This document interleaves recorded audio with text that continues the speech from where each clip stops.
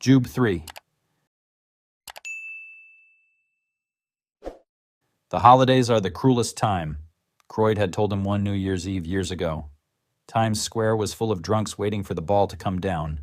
Jube had come to observe, and Croyd had hailed him from a doorway.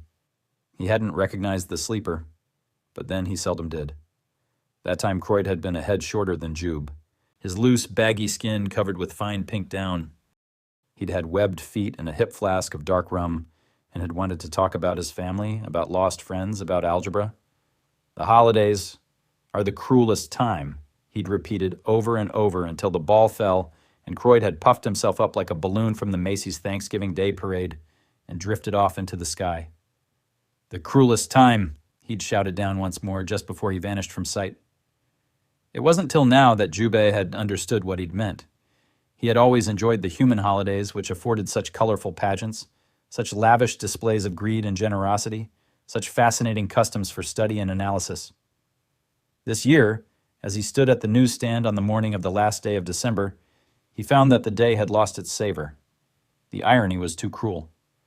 All around the city, people were preparing to celebrate the start of what could be the last year of their lives, their civilization, and their species. The newspapers were full of retrospectives on the year just ending, and every one of them had pegged the swarm war as the year's top story, and every one of them had written it up as if it were all over, except for some mopping up in the third world. Jube knew better. He shuffled some newspapers, sold a Playboy, and locked up glumly into a crisp morning sky. Nothing to be seen but a few cirrus clouds, high up and moving fast. Yet she was still there, he knew, far from Earth, moving through the darkness of space as black and massive as an asteroid. She would blot out the stars as she drifted across them, silent and chill, to all outward appearances cold and dead. How many worlds and races had died believing that lie? Inside she lived, evolving, her intelligence and sophistication growing daily, her tactics honing themselves with each setback. Among the races of the network, she was the enemy with 100 names. The Demon Seed, the Great Cancer, Hell Mother, Devourer of Worlds, Mother of Nightmares. In the vast minds of the Kandaki God Queens, she was called by a symbol that meant simply dread.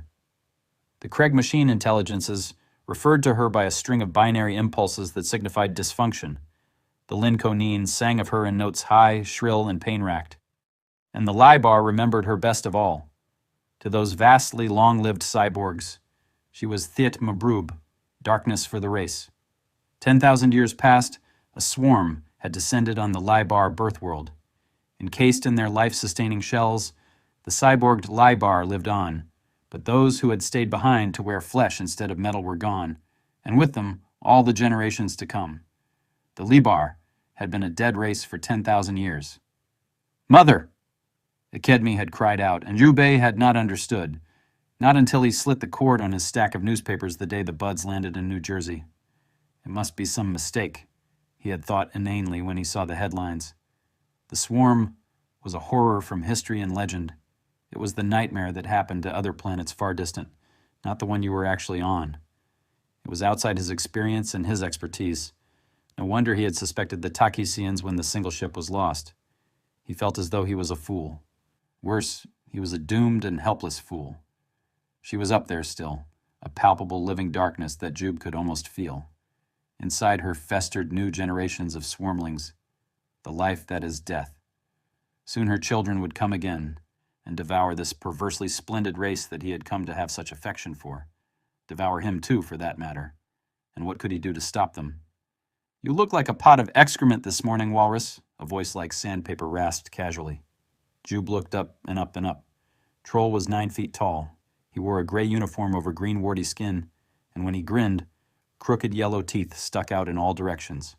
A green hand as broad as a manhole cover lifted a copy of the Times delicately between 2 fingers, nails black and sharp as claws.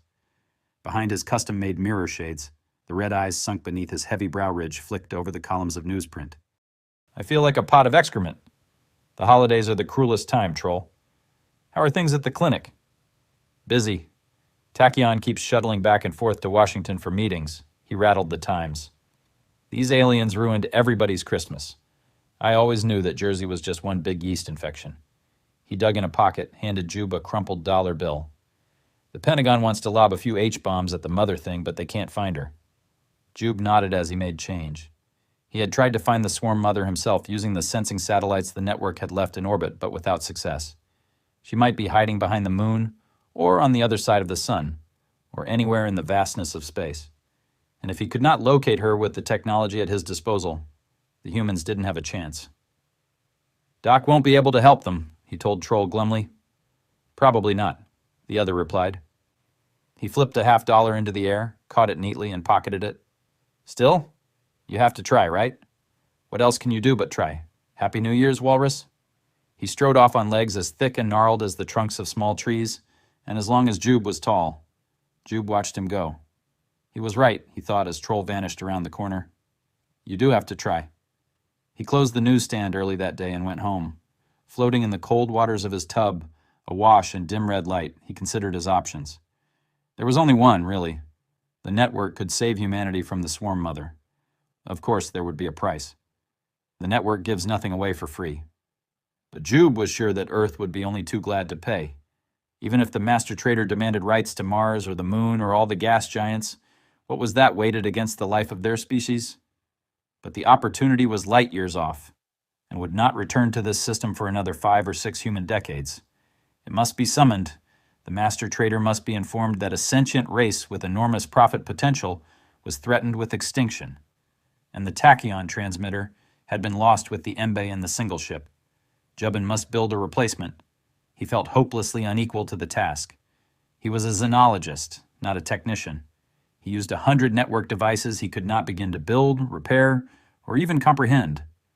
Knowledge was the most precious commodity in the galaxy, the network's only true currency, and each member species guarded its own technological secrets zealously. But every network outpost had a tachyon transmitter, even primitive worlds like Glabber. They could not afford to buy starships of their own, unless the lesser species had the means to summon the great starship to their scattered backward worlds. How could trade take place? How could planets be bought and sold? How could profits accrue to the master traders of Starhome? Jube's library consisted of 9 small crystalline rods. One held the collected songs, literature, and erotica of his homeworld. A second his life work, including all his researches on Earth. The others held knowledge. Surely the plans for a tachyon transmitter would be in there somewhere. Whatever knowledge he accessed would be noted, of course, and its value debited from the value of the researches here on Earth. But surely it was worth it to save a sentient race. There would be expenses, he knew. Even if he found the plans, it was unlikely that he would have the necessary parts. He would have to make do with primitive human electronics, the best he could obtain, and probably he would be forced to cannibalize some of his own equipment. So be it. He had equipment he had never used. The security systems that guarded his apartment, extra locks would do. The liquid metal spacesuit that he could no longer squeeze into. The cold sleep coffin in the closet, purchased against the contingency of a thermonuclear war during his tenure on Earth. The games machine. There was a more serious problem. He could build a tachyon transmitter, he was sure of it. But how to power it? His fusion cells might be sufficient to punch a beam through to Hoboken, but there were a lot of light years between Hoboken and the stars. Jubin rose from his tub, toweled himself off. He knew much of what had happened when the sleeper went after Akedmi's body. Croyd had told him, a week after that grim afternoon, Jubin had spent flushing the remains of his Embe brother back to the salt sea from which they had all risen, at least metaphorically. But none of it seemed to matter when the swarmlings landed. Now, it mattered. He padded into his living room and opened the bottom drawer of the buffet he'd purchased from Goodwill back in 1952. The drawer was full of rocks. Green, blue, white. 4 of the white rocks had bought this building in 1955, even though the old man in the green eyeshade had only paid him half of what the stones were worth. Jube had always used this resource sparingly, since no more stones could be synthesized until the opportunity returned. But the crisis was here. He was no ace. He had no special powers. These would have to be his power. He reached down with a thick 4-fingered hand and grabbed a handful of uncut sapphires. With these, he would locate the Embe singularity shifter to power his transmission to the stars. Or, at the very least, he would try.